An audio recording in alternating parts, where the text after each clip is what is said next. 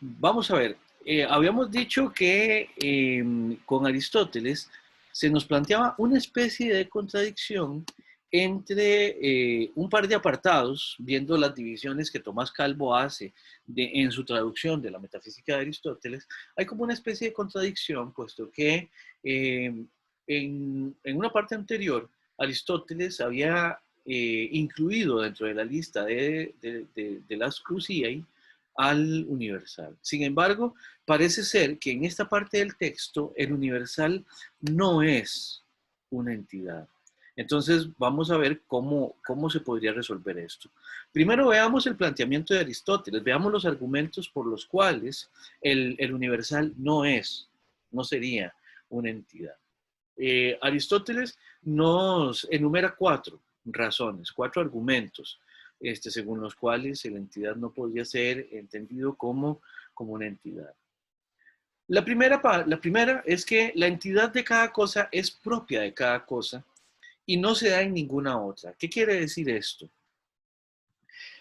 Habíamos dicho que, bueno, lo que estábamos tratando de explicar es lo que las cosas son y qué es lo que hace que una cosa sea lo que es y cosas por el estilo, ¿verdad?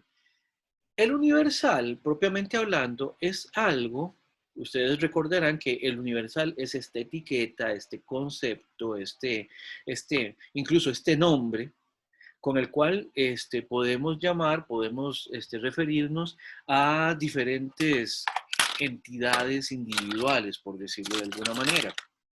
Diferentes cosas que son del mismo tipo pueden ser, por así decirlo, referidas por medio del mismo universal. Por ejemplo, es desde el punto de vista ontológico, ¿verdad? Hacemos referencia de la misma manera a la silla en la que estoy sentado, a las sillas que están en el comedor de mi casa, a las sillas en las que están ustedes, utilizando en este momento. Todas esas sillas son convocadas, son referidas por medio del mismo universal, así, en general, silla, ¿verdad? ¿Qué quiere decir esto? Aristóteles lo que nos está diciendo acá es que ese universal es común a todo aquello a lo que se refiere, o es común de todo aquello con lo que se relaciona. Cuando yo digo silla, cuando pensamos silla como concepto, incluso es una universalidad que va muchísimo más allá de las sillas que nosotros podemos conocer, ¿verdad? O sea, simplemente piensen que hay en este momento algún taller de ebanistería, una fábrica de sillas, ¿verdad? Que están produciendo sillas, así que están sacando un montón de sillas por día, ¿verdad? Cada una de esas sillas comparten el universal, porque es común a todas las sillas. Entonces, dice Aristóteles, el problema es que la entidad de cada cosa es propia de sí, ¿verdad?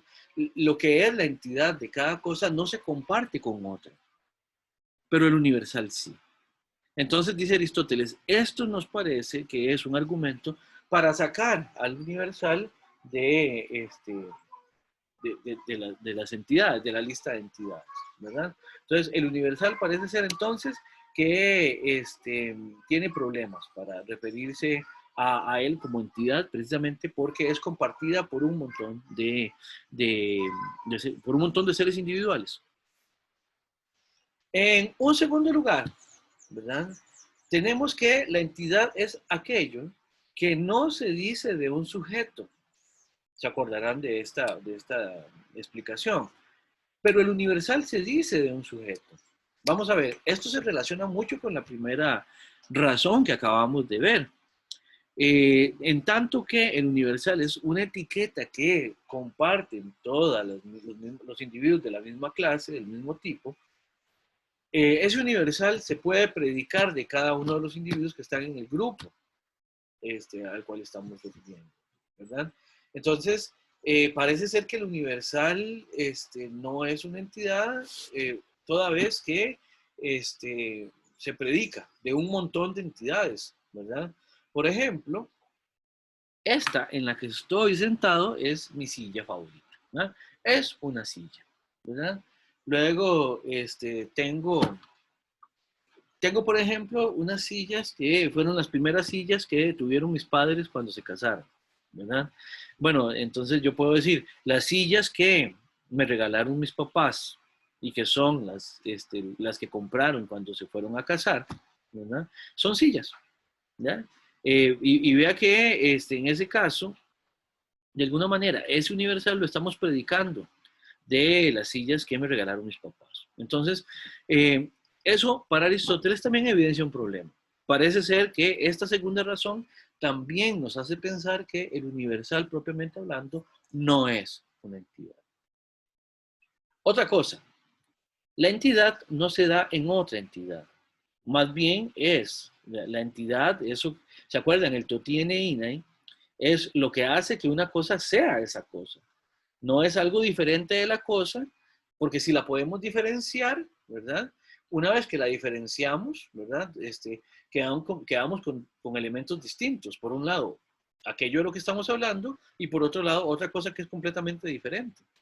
Por eso es que la entidad no puede darse en otra cosa, sino que la entidad es esa cosa de la que estamos hablando. Y Aristóteles lo que dice es que el problema es que el universal parece ser que se da en otras entidades, ¿verdad?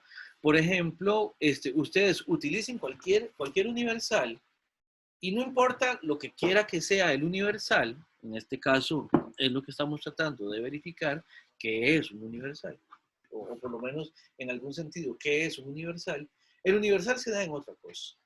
Por ejemplo, Aristóteles nos menciona que animal considerado como un universal se da en hombre y se da también en Sócrates. ¿Por qué? Porque nosotros podemos perfectamente decir que el hombre o cualquier hombre es un animal.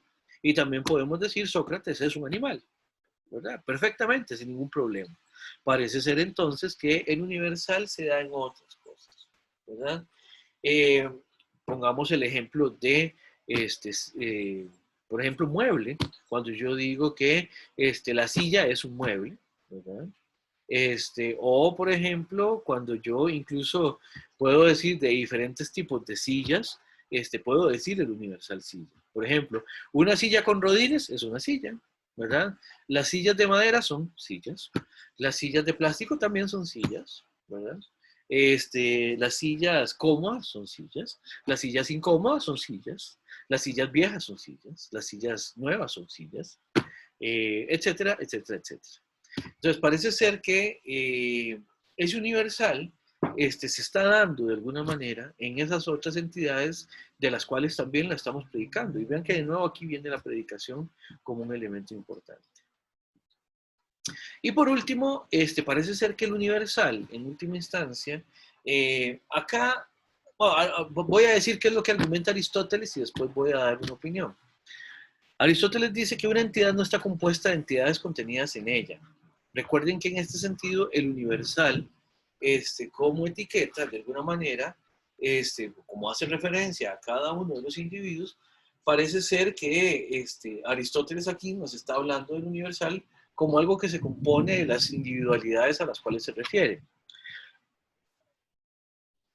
dando a entender algo que parece más asemejarse, imagino que ustedes lo habrán notado, se asemeja más al género, tal como lo había explicado anteriormente, se parece más al género que al universal propiamente hablando. El género sí que se compone de entidades contenidas en él. Entonces, esto nos abre dos posibilidades. La primera es que efectivamente Aristóteles está hablando del género, con lo cual también entendemos que el género también tendría problemas para ser catalogado como una entidad. Y por otro lado, si simplemente Aristóteles está explicando de esta manera el universal en este caso, bueno, el punto es que de nuevo tenemos un argumento para contrarrestar la lista anterior, en el sentido de que entonces una entidad, al no estar compuesta de entidades contenidas en ella, lo que vamos a decir es básicamente que el universal como un concepto que de alguna manera remite a cada uno de los individuos, remitiría, si es que esta explicación va por ahí, remitiría a cada uno de estos individuos y por lo tanto da pie para pensar que no es propiamente hablando una entidad. Bien, y yo les había enviado a ustedes, los había enviado a ustedes la semana anterior con la tarea de que revisaran esta parte del texto y que se devolvieran un poco para ver la parte anterior, como para que ustedes pudieran dilucidar qué fue lo que pasó acá. Entonces, ¿quién me ayuda, verdad? ¿Quién me dice qué pensaron o para ver qué pensaron a propósito de esta aparente contradicción? O, o mejor dicho, veamos si efectivamente es una contradicción. De repente, y lo es. Entonces, quisiera escuchar a ver cómo les fue a ustedes viendo este contenido en el texto de Aristóteles.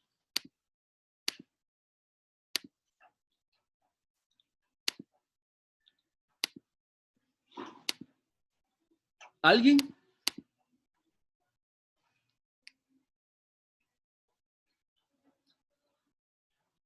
¿No se animan?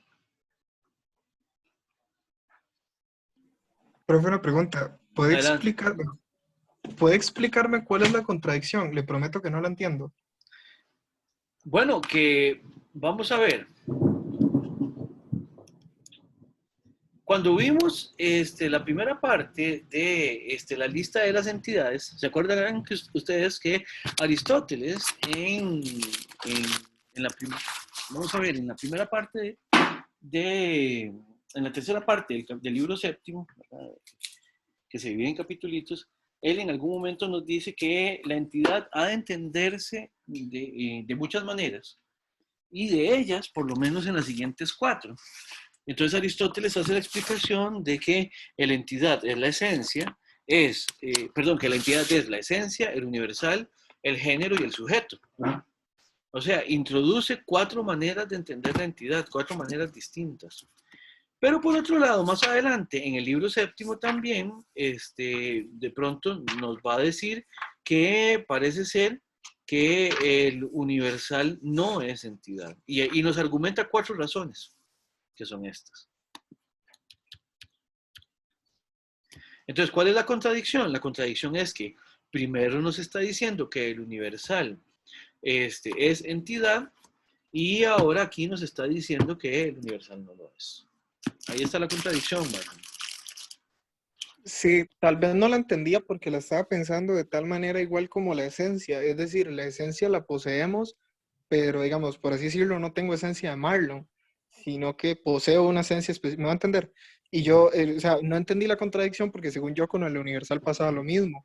Digamos, se entiende a partir de universales y yo entiendo a partir de universales, pero no es que los posea, por eso es que no son entidad. Me doy a entender, por así decirlo, es algo accidental, no es algo sustancial en sí mismo. Por eso es que no entendía la contradicción. Ya. Sí, el punto es que habría que ver por qué entonces sí lo agrega en una lista y por qué no en otra. No sé, ¿alguien se anima?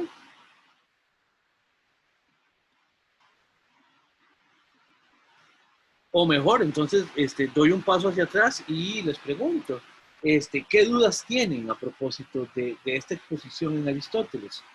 ¿Hay alguna duda? Profe, bateando así, porque le soy sincero, estoy bateando, ¿no tendrá que ver con el hecho de que de lo individual no se hace ciencia? Y por Eh, eso, ajá, y por eso, no, no, es que fue una idea que me cruzó así la cabeza, así de golpe, que me dije, di, pues, no sé, no, la tengo más clara en mi cabeza que lo puedo explicar.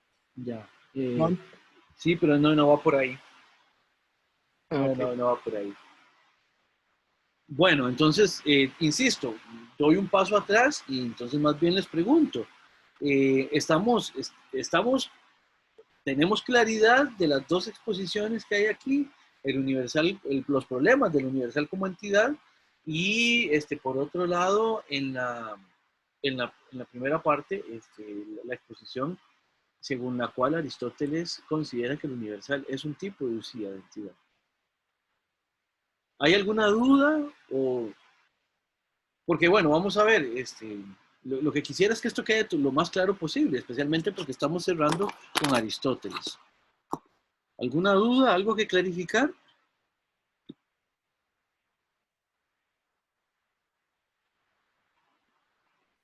Di, profe, si vuelvo a explicar el concepto universal, yo no me quejo, porque para que quede bien claro, porque sí estoy enredado entonces.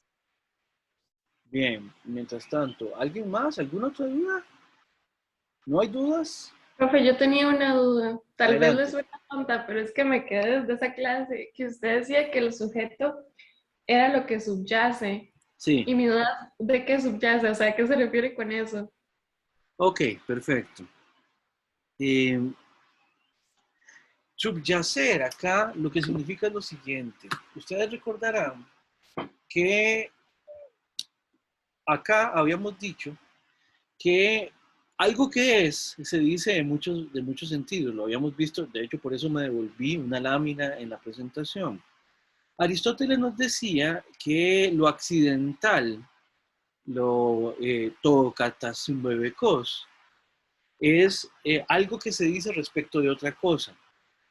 Hay ciertas cosas que son accidentales para nosotros, Dana, y hay ciertas cosas que no son accidentales. Serían, podemos decirlo, en un término, sustanciales a nosotros. Por ejemplo, Dana, ¿usted tiene el pelo corto o lo tiene largo? Es una pregunta personal, disculpe. Lo tengo corto. Ok, Dana tiene el pelo corto y lo ha tenido largo. Sí. Ok, que el cabello de Dana esté corto o esté largo es algo que es accidental en Dana. ¿Por qué? Porque no es la longitud del cabello lo que hace que Dana sea lo que es. Sin embargo, que Dana tenga el cabello corto o largo hace que, por así decirlo, la manera de ser de Dana, una forma de ser de Dana, desde el punto de vista ontológico, sea diferente en un caso o en otro, ¿verdad? De la misma manera, quien como Sanchitos lucha contra todo lo que se llaman carbohidratos y cosas por el estilo, ¿verdad? Sanchitos tiene una facilidad pasmosa para engordar, ¿verdad? Entonces el punto es, ha habido periodos en los que Sanchitos ha estado muchísimo más relleno de lo que está ahorita, ¿verdad? ¿Y qué es lo que pasa? Estar más relleno, más gordo o más flaco es algo accidental en Sanchitos. ¿Por qué? Porque puede estar mucho más gordo, puede estar más delgado, ojalá pudiera estar más delgado con todo lo que cuesta, ¿no?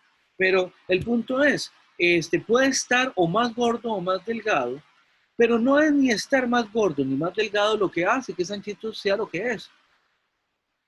Entonces, la gordura, ¿qué tanta gordura tiene, por ejemplo, alguien como Sanchitos? O, por ejemplo, el largo del cabello de Dana. Son cosas que, siendo accidentales, necesitan estar en algo, en un sustrato, en un sujeto que los soporta. En este caso, Dana sería esa entidad, sería ese ser que es, ya sea con el pelo largo o con el pelo corto. Sanchitos también es esa entidad, es ese ser que es o bien más gordo o bien más delgado, ¿verdad? Ese que está ahí, que es, por así decirlo, anterior a sus rasgos, en el sentido de que los rasgos están en él, pero no se dan por separado, ese que está ahí, por ejemplo, en mi caso, Sanchitos, o en el caso de Dana, ese es el sustrato, el sujeto, la entidad, lo sustancial, lo que es más importante en relación con lo que no lo es, en relación con lo que es accidental. Entonces, el sustrato apela a eso, a lo que subyace, a lo que está, por así decirlo, por debajo. Por eso esta palabra era importante, el hipokeimenon, ¿verdad? Lo que está por debajo, lo que subyace. El universal, por otro lado, es una etiqueta, ya lo he dicho varias veces hoy, con la cual nosotros nos referimos a cada una de esas cosas que son del mismo tipo, que son muy similares, que son iguales en ese sentido o en ese respecto. ¿Por qué me devuelvo al universal? Bueno, porque eso es lo que estábamos evaluando. Sin embargo, Dana, ¿le quedó un poco más claro lo del sujeto? Sí, profe, muchas gracias. Con muchísimo gusto. Entonces, ¿ya le dieron un poquito más de mente? ¿Lo pudieron determinar o no? ¿Cuál es la aparente contradicción? ¿No la ven? Profe, yo sigo sin verla. Muy bien. Entonces, Yo vamos, también, ok, vamos a ver. Vamos a refrescar aquí una diferencia que había. ¿Se acuerdan que tanto la esencia como el sujeto, yo en alguna parte de la explicación les decía que las teníamos que entender como más cercanas entre sí por alguna razón, mientras que el universal y el género también las íbamos a considerar cercanas entre sí y en ese sentido diferenciábamos, por un lado, la esencia y el sujeto del universal y el género por una razón en específico. ¿Cuál es esta razón? Ustedes recordarán esa explicación.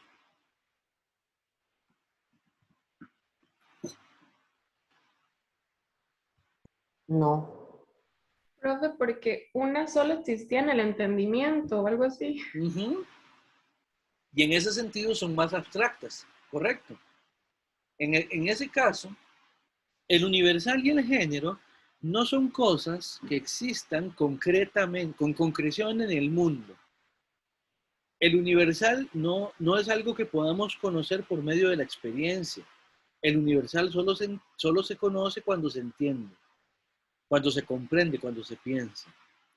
El género, aun cuando es un conjunto de cosas, nosotros no lo conocemos en su totalidad. Cuando yo digo el género de sillas, o sea, el conjunto de todas las sillas, es imposible que yo pueda conocer todas y cada una de las sillas. Por lo tanto, el género como conjunto es una construcción que nosotros hacemos con la cual nos referimos a ese grupo, ¿verdad? Entonces, el universal y el género son más abstractos, ¿lo ven? Mientras que la esencia, que es eso que tienen las cosas, que las hace ser lo que son, por ejemplo, cuando decíamos, creo que el ejemplo era la naranjidad de la naranja, ustedes recordarán eso. O sea, la naranja tiene algo que la hace ser naranja, que no lo tiene, por ejemplo, un lapicero.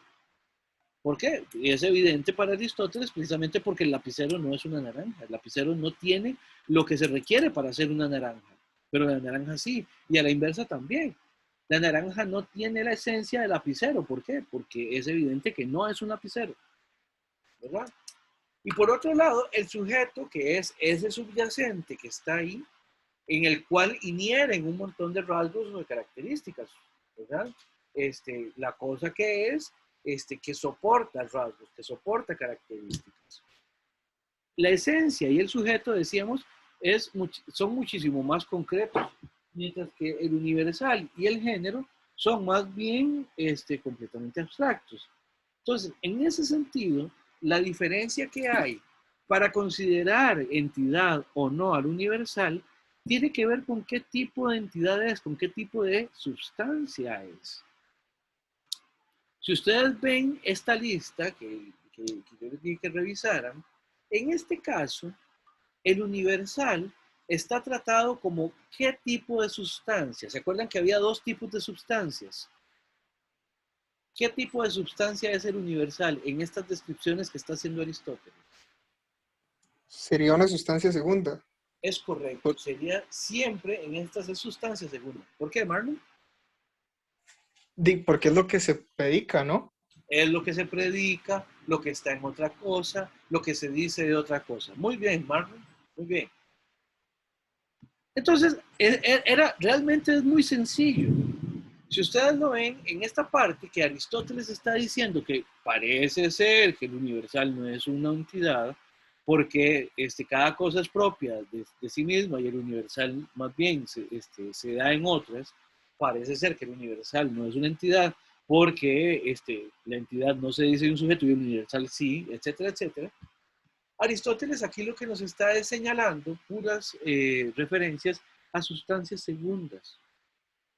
Mientras que acá, en la lista anterior, Aristóteles simplemente nos está diciendo de muchas maneras en que en general se puede entender a la entidad, a la sustancia, bueno, a la entidad, perdón. Y en ese sentido, Aristóteles aquí no está haciendo ningún tipo de distinción puntual entre sustancias primeras o segundas, Por eso, aquí hacemos en la lista e introducimos sin mayores miramientos al universal. Mientras que acá nos ponemos quisquillosos con el universal como entidad, precisamente porque parece ser que propiamente hablando,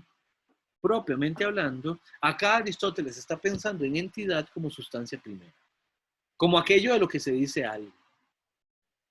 Y en ese sentido, el universal sería siempre, al considerarse como sustancia segunda, no es propiamente hablando entidad. Y así se resuelve. Es realmente bastante fácil. Dudas, por favor, dudas.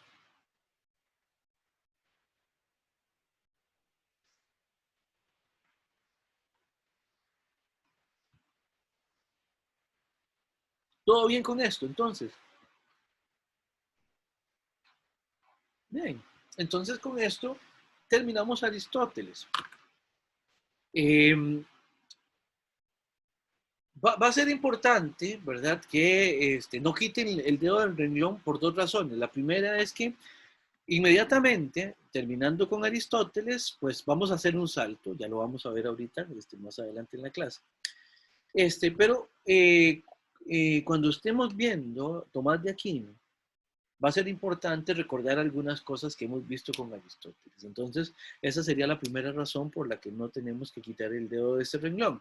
Y la segunda es que hacia el final del curso vamos a revisitar la metafísica de Aristóteles, específicamente en relación con el contenido del problema de Dios en Aristóteles. Que eso, el problema de Dios, lo hemos dejado reservado para la parte final del curso. Bien, entonces habiendo dicho esto, llegamos hasta acá con Aristóteles.